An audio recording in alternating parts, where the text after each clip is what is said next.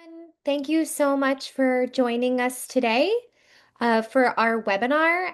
We are thrilled to talk about our new Decodable series, Let's Read. And this is our webinar, Building Global Foundations, Engaging Early Readers with our Let's Read Decodable Books collection. And I am joined today by Raya Rahman. She's the Educational Content Creation Specialist at the Asia Foundation, and Wendy Xiao, and she is the education design specialist at the Asia Foundation. So thank you both so much for joining us here today. We are so excited to talk with you all about our new series. Thanks, Katie. So I wanted to show everyone here, these are our first beautiful 10 titles in the series that Wendy and Raya are going to talk us through, but I wanted to show you the titles and the beautiful cover images first. And I'm going to have Wendy and Raya talk to us all about Let's Read. So take it away, Wendy. Thank you, Katie, for that warm introduction. And thank you, Lee and Lo, for having Raya and me here to share more about the Let's Read Decodable Books collection.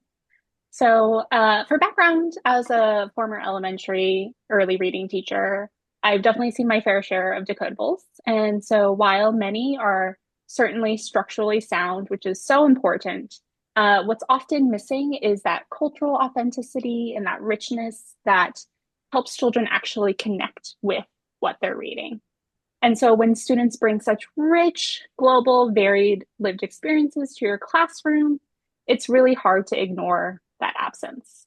And so with Let's Read, we had the opportunity to create something different. And for a little bit of background about our program, Let's Read is an early literacy program that is part of the Asia Foundation. And we work in 12 countries in Asia and the Pacific, which is a region that includes such remarkable linguistic and cultural diversity. We do have a free digital library, and that includes almost 11,000 books in 70 languages. And here you can access it at letsreadasia.org. And also, as part of our program, we work with local authors and illustrators to create culturally relevant, high quality children's books. Next slide, Katie. So, despite the diversity across the region, English still remains that language that both families and governments also prioritize for economic opportunity. And even in countries with their own official languages, English is still our second most read language on the platform. And so ultimately, that's the reality that drove us to create this collection. There's a clear and growing demand for high quality English decodables that are resources that are grounded in the science of reading that could support children as they're learning to read in English, while also reflecting their own experiences and cultures. And I'll let Raya speak to the creative vision and what we used as inspiration for the look and feel of this series. Thank you so much, Wendy. And thank you, Lee and Lo, for this wonderful opportunity to speak about this very special series. Wendy has beautifully explained what Let's Read is, the mission of this very important program, and I will just add that that I come from a background of micro-publishing initiatives, especially for linguistics and cultural areas that are not represented by mainstream publishing. So with that, I really felt the need for what these books represent, because there are so many communities, languages, and just children who are not seen in books and in stories, and that's what just the vision of Let's Read creative side. That's what we represent.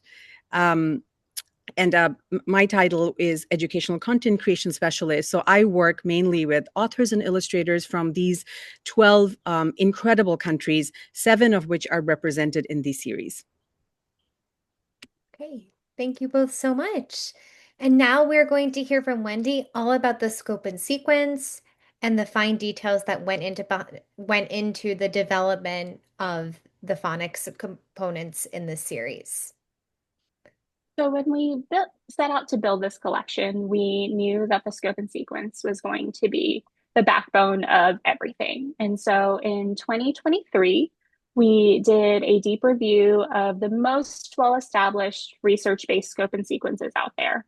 And throughout, our guiding question was really, how do we make these books as easy and integratable into a teacher's practice and their existing instruction? So additionally, our primary audience at Let's Read are parents and caregivers. So we also needed to keep in mind that these need to be accessible for an audience where many of them do not have formal phonics background or even literacy themselves.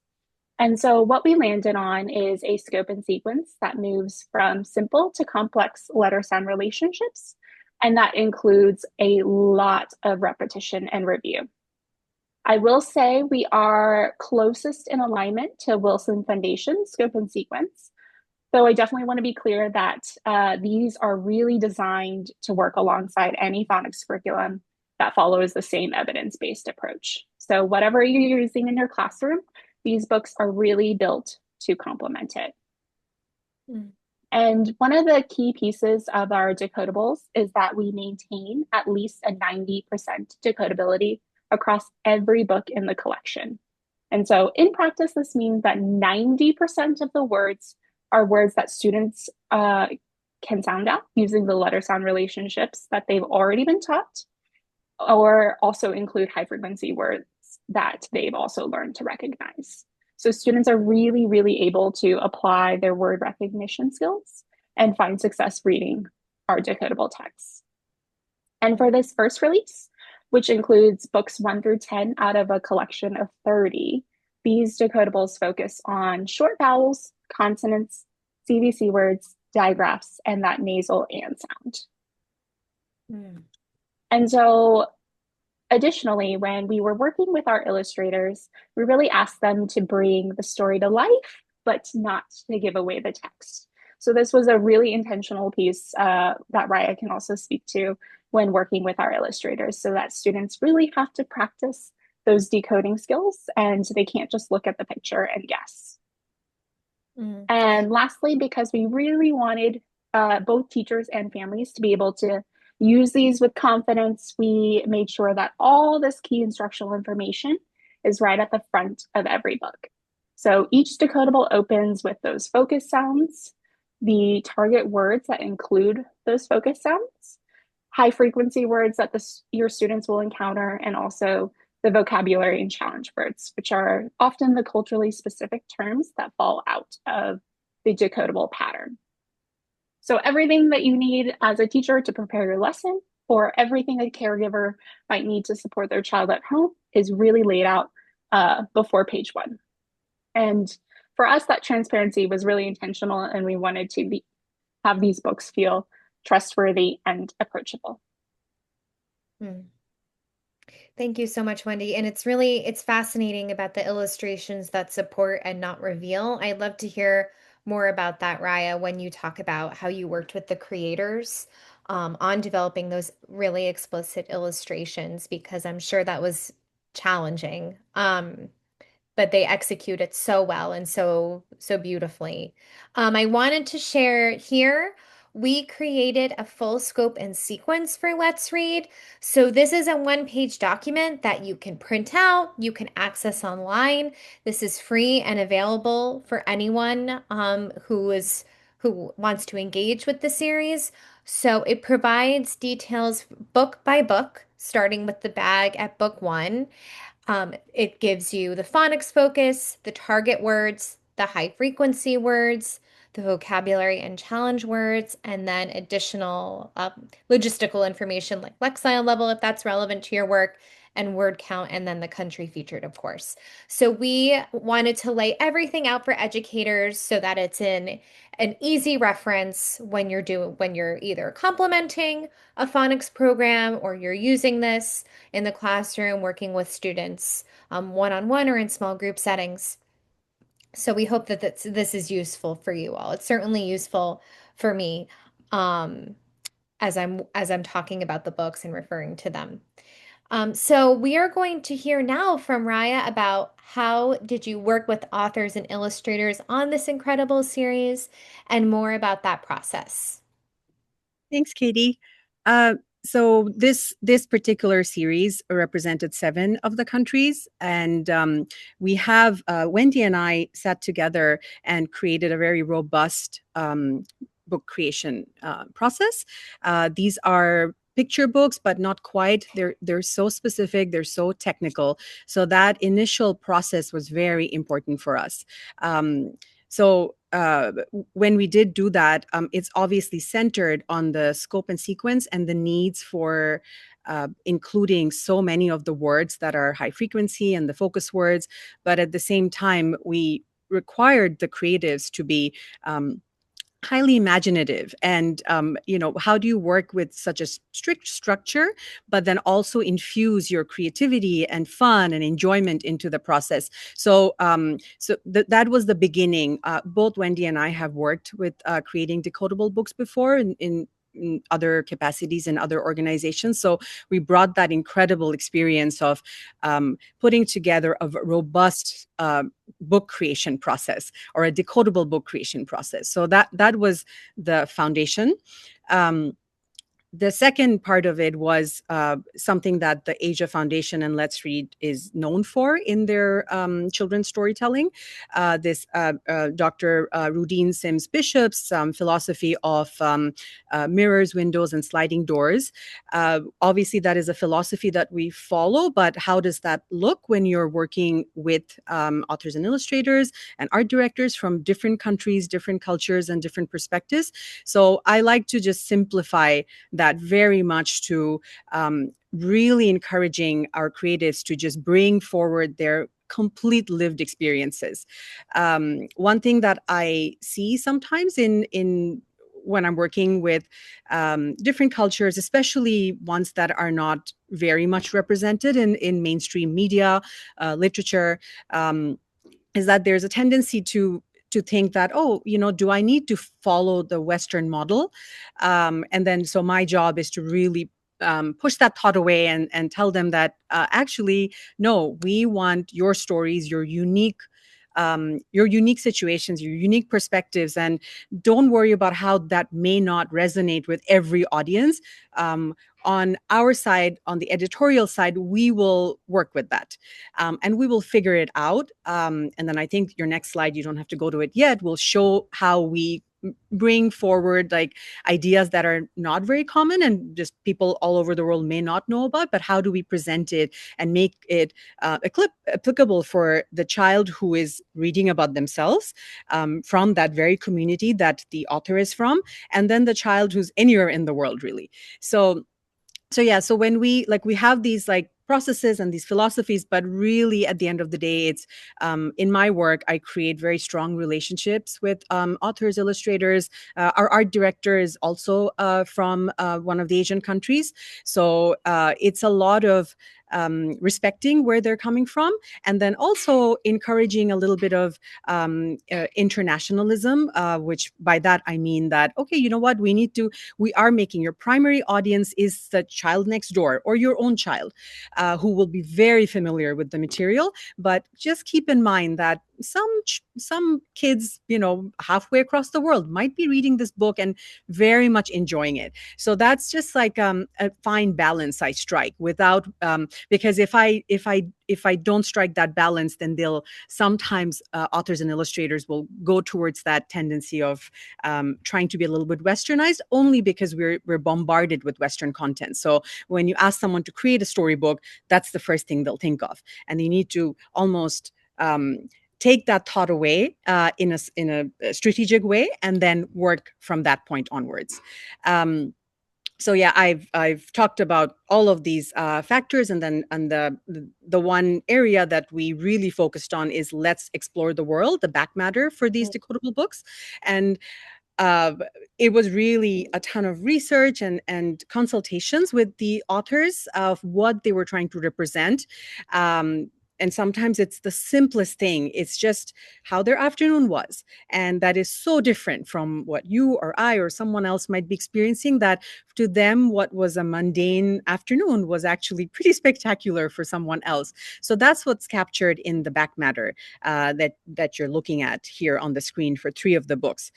All there's 10 books that are really released now, but there are 30 books overall in the series, and all of them really delve into some rich cultural experiences that hopefully a teacher or a parent can read with their child or their student and really appreciate where these stories are coming from.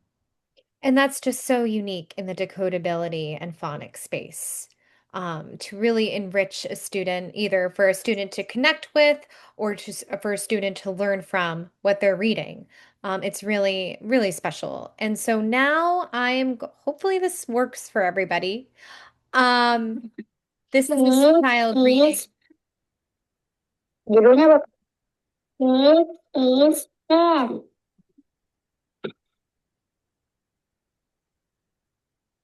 Pen is hard. Pen and you have bomb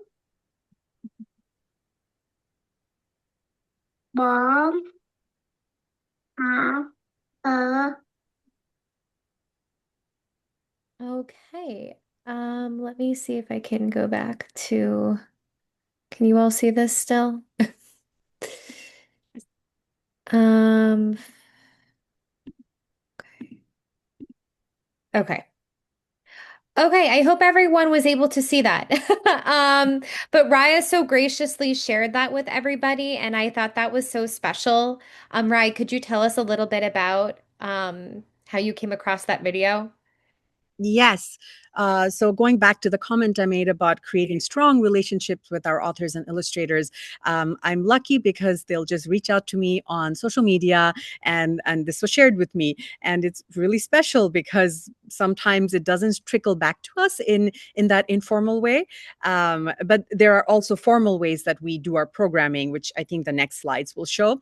But that little video was shared by the mom of that child, and I have permission to reshare that. And so I sent it to Jill at Lee and Low, and I think like she was, she was like, "This is so cute." So yeah, so It that's is. on that. And it's the best testimonial. Absolutely, absolutely. Right. Okay, so Rye, could you take us through a little bit about these photos that we're going to share? Yes, absolutely. So this is actually a recent trip. Wendy and I were in Indonesia like a couple of weeks ago. This is a very special project in collaboration with a health clinic called Posyandu. It's a government-run free healthcare, very informal clinics that just go into rural areas or small towns, and they just set up and make it very easy for young families and elderly people to come and get basic healthcare. I will talk about it a little bit and hand it off to Wendy because she's also integral to this project.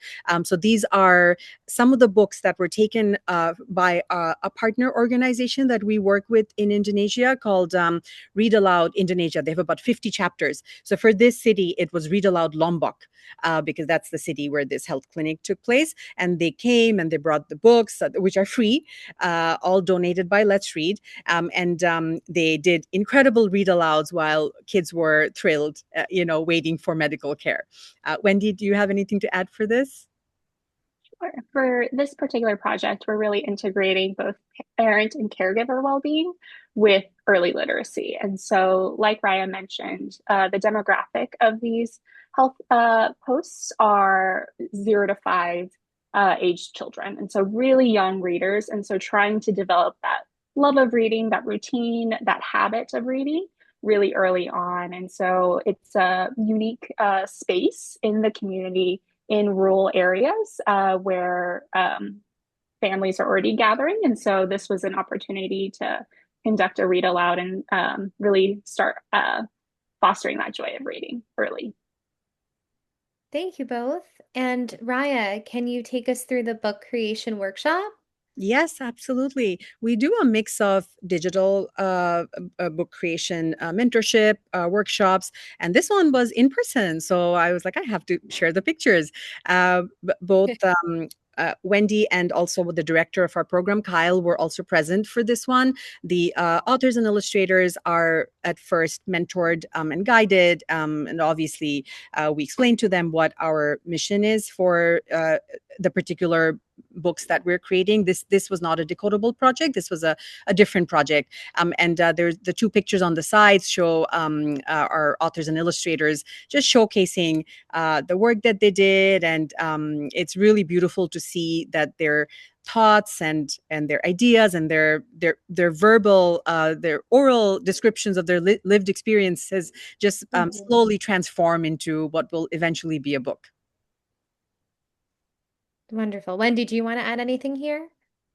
For me, coming from not the book creation side, besides the decodable text, it's really truly remarkable and impressive what the creatives are able to do. And just, I think it was 2 days. Obviously, there was a little bit of pre-work, but it's just incredible. And obviously, over time, starting from those ideas to getting to see the finished product is really such a unique journey. Thank you both. That was really cool to see. So now I need to unblur my background so you all can see what I'm doing. I'm going to take you all physically through Ben and Bob. So we saw that adorable child engaging with Ben and Bob, but I'm going to read it to you all so you can see all of the different features and elements that Wendy and Raya mentioned. So there's a description of Let's Read in the beginning, and then here is this really critical page that Wendy was talking to us about. Here are some tips for reading decodable books, and then the focus sounds, the target words, high frequency words, and vocabulary and challenge words.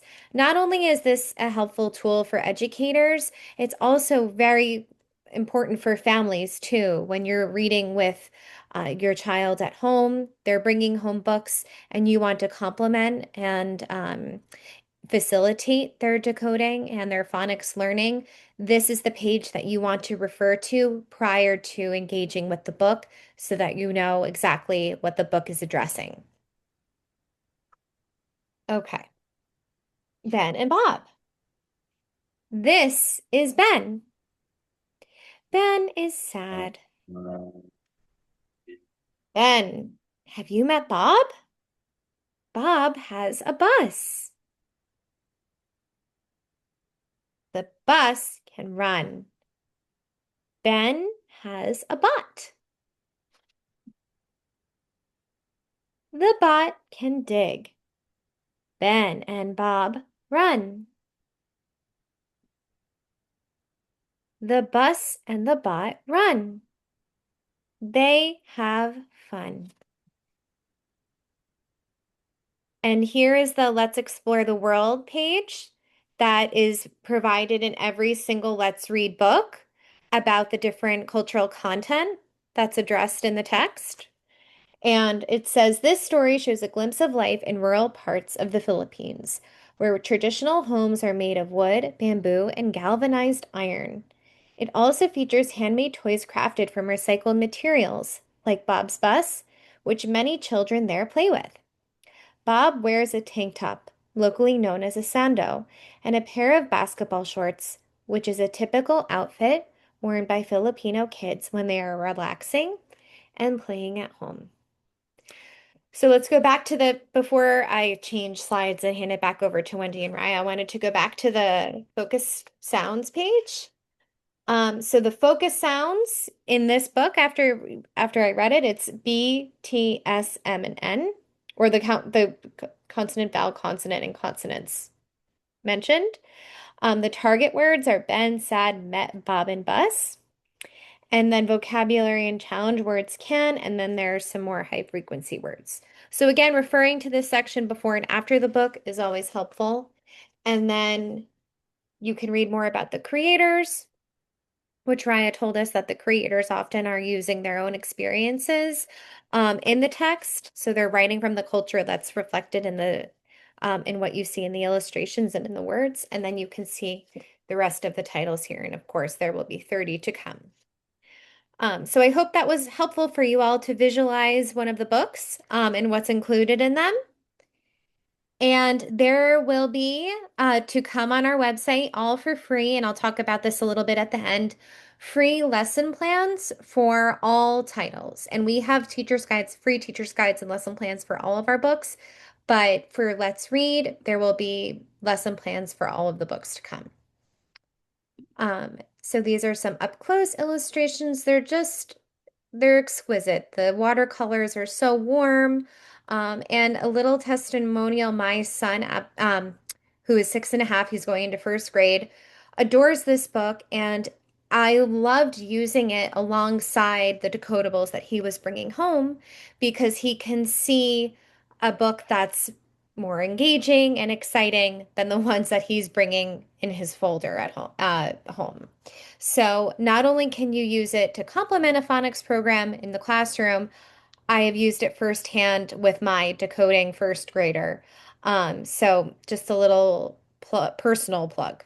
Um, so Wendy's going to take us through how to use Let's Read in the classroom, and different ways that we can use this series alongside our pre-existing programs and other curricular elements. Thank you, Katie, for that engaging read aloud. It's so important for us that these decodables are easily integrated into teachers' existing instruction. So those lesson plans, everything that you said and modeled are so important to helping further that goal.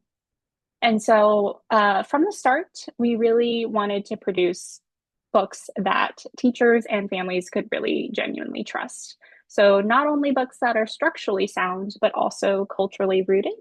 And so I'll speak to both of those things because they're equally important. But I'll first start with that rigor because that's often what teachers want to hear first. It's also the first thing that you kind of see when you open the decodable books. So we did cross-reference all high-frequency word lists to ensure that students are seeing words that they've already learned or have mastered in kindergarten and first grade. And so these first 10 books are really meant for that kinder and first grade level. And throughout the series, we spiral previously introduced words so that students are really not only reviewing earlier skills, but also practicing their new ones as well. And then lastly, like we mentioned, we instructed the illustrators to bring the story to life without giving the text away. So students have to apply their decoding skills rather than relying on the pictures to guess those words. And that's what strong decodable book design really does require. Next slide. So what makes the Let's Read Decodables distinctive is what's layered on top of that rigor. So where the non-decodable words appear, they're often culturally specific vocabulary.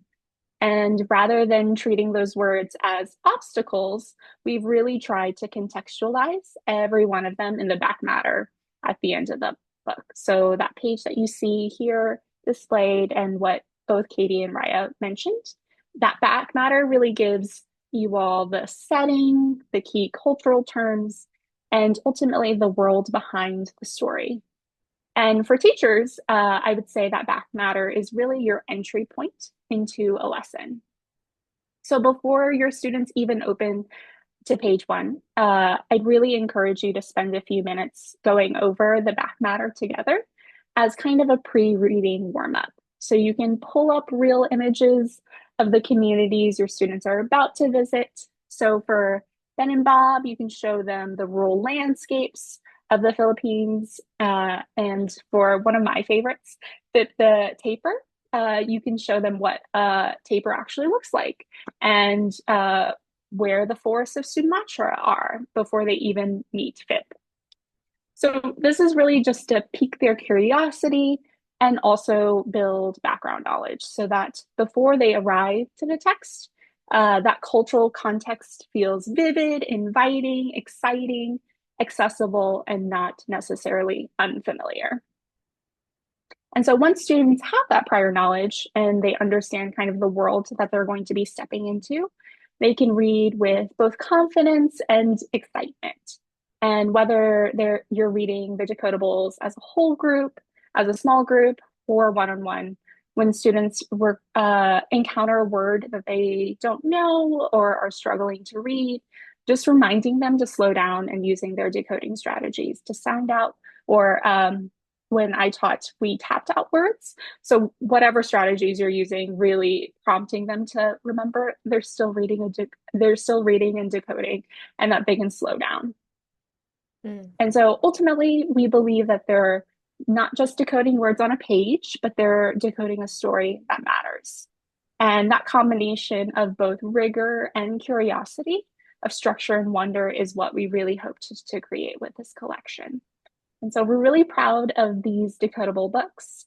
And we're really, really grateful to all of you, the teachers, the families, who are bringing this collection into your classroom, into your students' homes, because ultimately your students deserve books that give them the tools to unlock the code, but also a world worth unlocking. And we truly believe that these decodable books do that. So thank you all for being here, and thank you for using the Let's Read Decodable Books collection. Thank you so much, Wendy. That leads me into my next slide. I mentioned that there was a full scope and sequence before. That's free. All of our resources are free and downloadable at any time from our website. We will have lesson plans for every title. Our lesson plans do go in a specific format and more of a prescribed format than our teacher's guides, which are a bit more open-ended. So you feel free to take whatever you need from the lesson plan. Again, they're all free. We will have 20 new titles in the fall of 2027 to round out the 30 titles for this series, which is just fabulous. And now it's a question and answer time. So if anybody has questions, in please put them in the chat and I'd be happy to answer them. But I have a few questions for Wendy and Raya to start. So Raya, I'd like to point this question to you. You spoke so eloquently about your collaboration with the creators. Can you speak a little bit more to how you balanced the decodability aspect of the text alongside the illustrations, and how can those two work in tandem to support comprehension? Because so much of what we hear of phonics instruction is that students are able to decode, but sometimes they don't necessarily understand what they're reading. So, how did you all work together to ensure comprehension, and how would you suggest that to our listeners today? From the creation side and working with authors and illustrators, I think I had mentioned that Wendy and I had put together a very robust process, and that involved a very thorough understanding of what the author was trying to convey in their story. So from a very logistical point of view, we actually had different versions of that story written up where it could be, I encouraged that it could be written as a story is written, and just, sometimes in the beginning it's free flowing, don't hold back. So it's like really this exercise of managing that creative energy in the room and ensuring that there is nothing holding them back, including the rigor of the decodability. Because I personally felt that if the creators got too bogged down with the requirements from the beginning, it would really inhibit their natural creativity, their natural imagination. So the first run through was just like, let's tell a really good story. Okay, dig into your childhood. What's your community doing? What is your nephew doing? Like, very, very fun. Let's focus on fun storytelling. So that was really like the first run through of the creation process. The second part of that was really just focusing on the editorial side, was really mentoring the authors to refine that into decodable text. So it was a step-by-step process. And then the final, I'm obviously skipping over many steps. I was like, okay, there were so many steps we did, but I'm just, trying to, for the sake of time, I'm telling you the three major steps we took. So the first was just focus on creative storytelling. The second was, let's align this with what the requirements of the scope and sequence.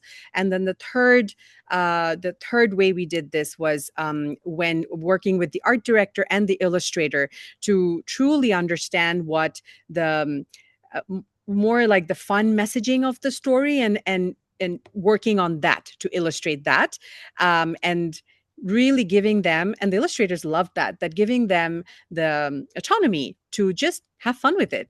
Put things in there that's not in the text, like just create your own world, expand on it.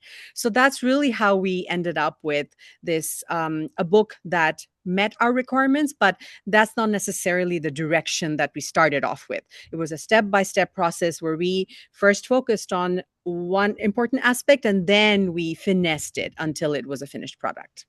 Well, it shows because there's such engaging stories that if you started out with trying to align to the scope and sequence, you wouldn't have the richness of that familiarity of the story that you can tell is a really intimate experience from the author. So, right, that's super helpful when we're thinking about and engaging with the series.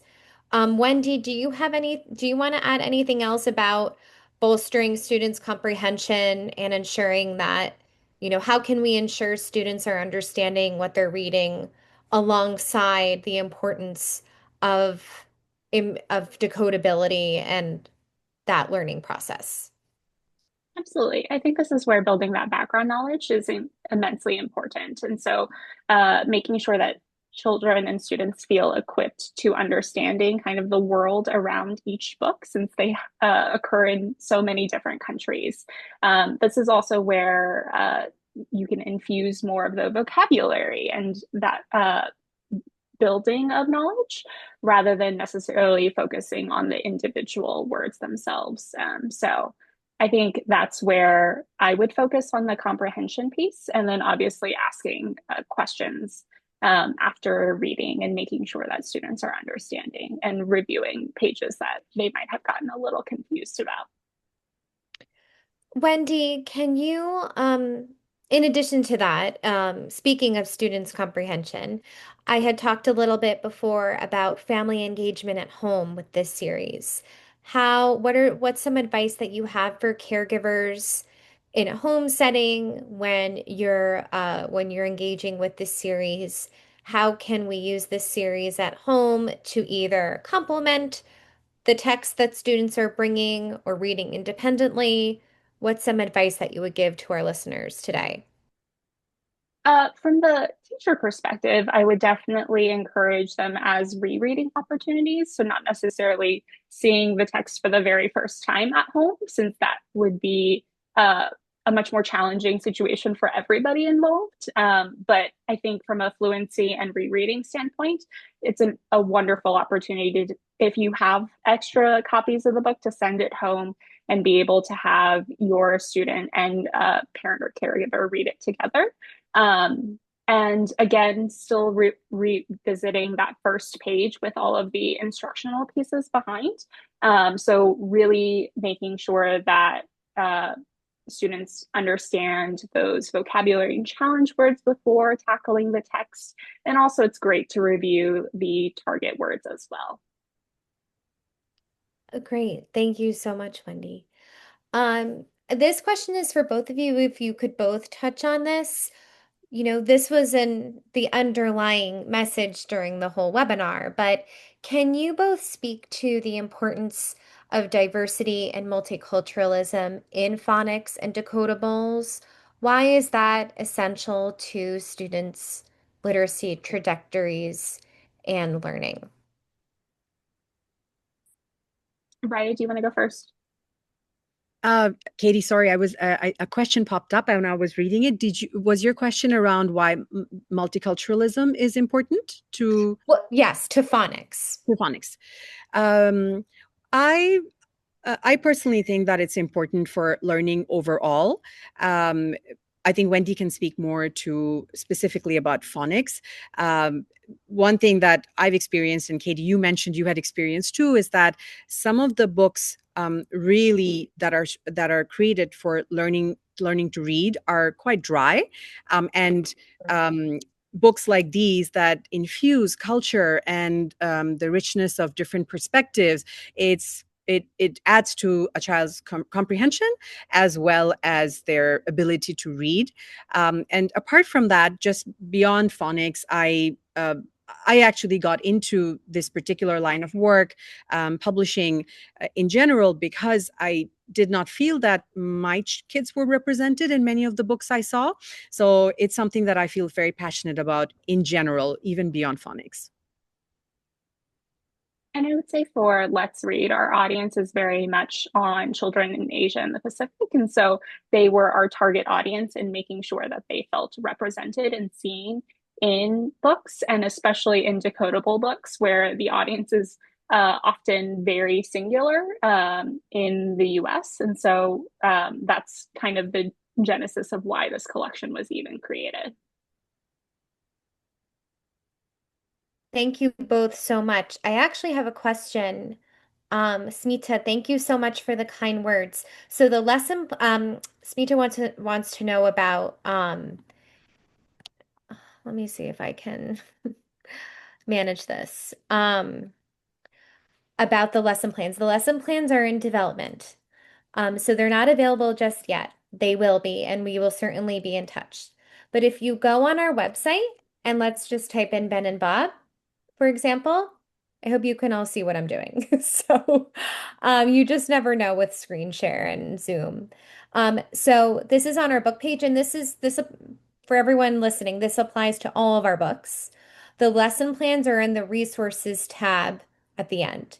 So this is where the lesson plan would be in this section.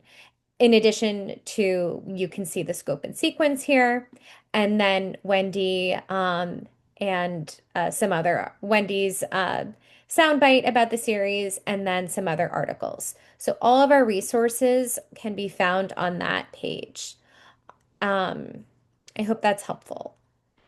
Um, but they will be live soon, and we will certainly be in touch as soon as they are ready. Um, Okay, we have a question about how can we effectively train and support teachers in shifting from rote learning? Um, I'm sorry, I hope I'm pronouncing this, Newshat. I hope I'm pronouncing your name correctly. Um, they said in Pakistan, most classrooms still rely on the rote memorization of spelling lists rather than teaching word structures or introducing structured early interventions. Um, so how can we effectively train and support educators in shifting from rote learning? That's a really interesting question. Thank you so much. I wish there were an easy response to I this. know that is very that's a complicated answer. Uh, because decodable books are meant to complement a phonics program and a phonics instruction, uh, they can't do it alone, unfortunately. So they're a practice tool for children to apply what they're learning in their phonics instruction in practice. And so unfortunately, this is just a supplemental tool. And so your question is tackling a much larger conversation around policy, around government, around teacher training. And so I wish our solution could help you with that, but unfortunately, it's a much more complex issue. Ryan, do you have anything to add? Um, Actually, that's a great question from Nuzhat. It's a problem that we we try to delve into for some of the programming, perhaps for Let's Read. That the work that we do, it's simply it's you need more. You need more, and you need so many structural systems to come together and work together. So I think that would be the answer, but it's so complex because you can have, maybe 10 different structures working towards literacy. And that involves school administration, government, local government, federal government. Like there are so many players that I think the most effective way to make a change, especially with that particular question of shifting a particular teaching culture, it requires many different stakeholders to work together effectively, and hopefully that's something that we can all do going forward. But it's probably a case by case basis, even for the United States, not just Pakistan. Right, exactly. And this is our last, thank you both so much. This is our last question. How can, is Let's Read designed for multilingual learners? How can we support multilingual learners with Let's Read or in a multilingual learning setting? Absolutely. So again, our target audience are children in Asia and the Pacific for Let's Read.